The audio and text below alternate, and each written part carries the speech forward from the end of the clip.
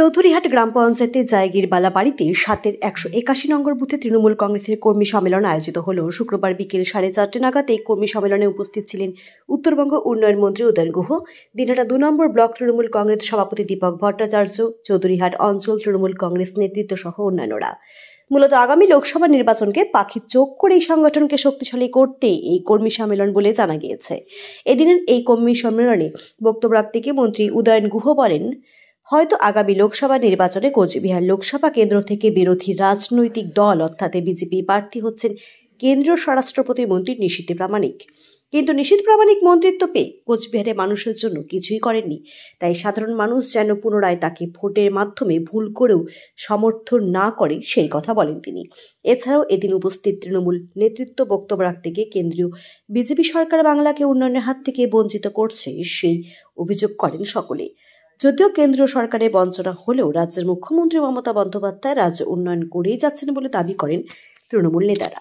কখন এমপিকে দেখা যায়নি, আমাদের সরকার ছিল, আমরা ছিলাম, আমাদের কর্মীরা ছিলেন, মানুষের পাশে দাঁড়িয়ে মানুষকে বাঁচাবার জন্য প্রতিনিয়ত লড়াই আমরা চালিয়ে গেছি, কিন্তু বিজেপির কোন নেতা কর্মীকে দেখা যায়নি।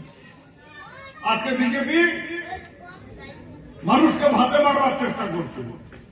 মা বন্ধুর বলবো, আপনাদের রান্নাঘরে আগুন লাগিয়ে দিয়েছে নরেন্দ্র মোদী।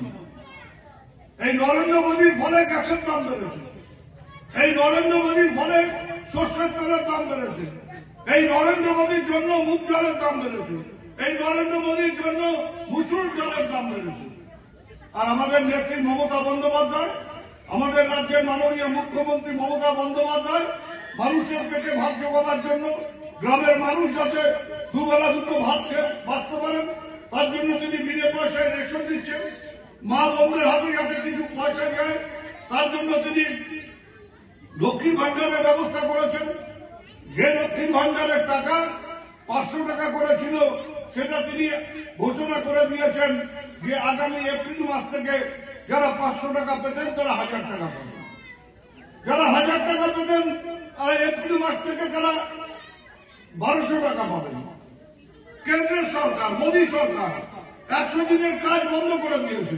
মোদী সরকার 21 সালের ডিসেম্বর মাসে যারা 100 দিনের কাজ করেছেন তাদের টাকা দেওয়া বন্ধ করে দিয়েছে, তারা মজুরি পাননি। আমাদের দেশের সংবিধানে বলা আছে যে কোন ব্যক্তি যদি 100 দিনের কাজ করেন 15 দিনের মধ্যে তার পাওনা মজুরি মেটাতে হবে, আর 15 দিনের মধ্যে তার পাওনা মজুরি না মেটালে 16 দিনের মাথায় তাকে সুদ সহ টাকা দিতে হবে।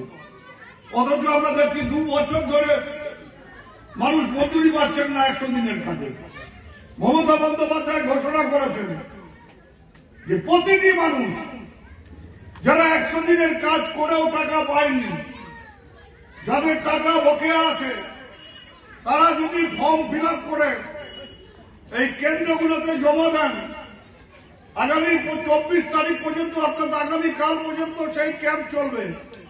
সেই ক্যাম্পে আপনি ফর্ম জমা দেবেন, 1 মার্চ আপনার অ্যাকাউন্টে যতগুলো টাকা বাকি আছে, যার যতটা পাওনা আছে প্রত্যেকটা টাকা জমা পড়বে। সে মহিলা হতে পারেন, তিনি পুরুষ হতে পারেন, তিনি হিন্দু হতে পারেন, তিনি মুসলমান হতে পারেন, তিনি রাজবংশী হতে পারেন, অরাজবংশী হতে পারেন, তিনি বিজেপি হতে পারেন, তিনি তৃণমূল হতে পারেন।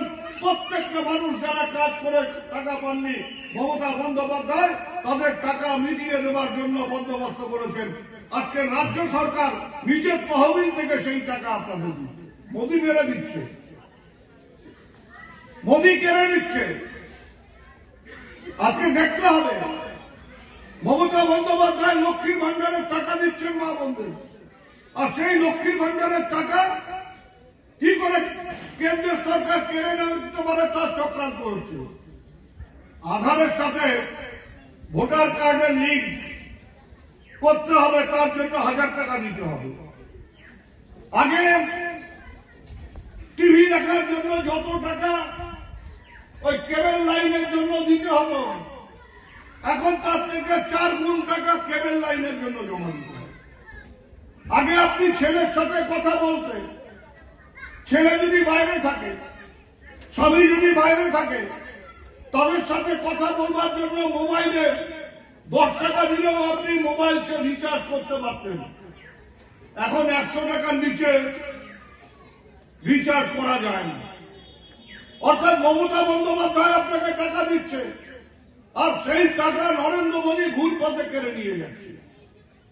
এর বিরুদ্ধে আমাদের সোচ্চার হতে হবে, এর বিরুদ্ধে আমাদের মুখ খুলতে হবে, এর বিরুদ্ধে মানুষকে ঐক্যবদ্ধ করতে হবে। ওরা বাঙালিকে মারবার চক্রান্ত করছে, ওরা বাংলার মানুষকে মারবার চক্রান্ত করছে, ওরা আবার নতুন করে আপনার নাগরিকত্ব প্রমাণ চাইছে যে আপনি যে নাগরিক সেটা প্রমাণ দিতে হবে ভারতের নাগরিক। আপনি জন্মিয়েছেন এখানে, আপনি বছরের পর বছর ভোট দিচ্ছেন, আপনার ভোটে নিশীথ প্রামাণিক জয়ী হয়ে এমপি হয়েছে, আপনার ভোটে নরেন্দ্র মোদী ভারতবর্ষের প্রধানমন্ত্রী হয়েছে। আজকে আপনাকে আবার প্রমাণ করতে হবে যে আপনি ভারতবাসী। আপনি যদি নাগরিক না হন তাহলে আপনি ভোট দিলেন কি করে? আর আপনি যদি নাগরিক না হন সেটা যেমন বেআইনি, তেমনি আপনি যদি নাগরিক না হন আপনার ভোটে যে জয়ী হয়েছে সেও হচ্ছে বেআইনি ভাবে জয়ী হয়ে আছে। তাই আমরা বলবো যে নরেন্দ্র মোদী, আপনি যদি মনে করেন একটা মানুষও বেআইনি ভাবে ভারতবর্ষে বাস করছে, একটা মানুষেরও যদি নাগরিকত্ব না থাকে, আর তিনি যদি ভোট দিয়ে একটা সরকার তৈরি করে থাকে, সেই সরকারের অবিলম্বে পদত্যাগ করা উচিত।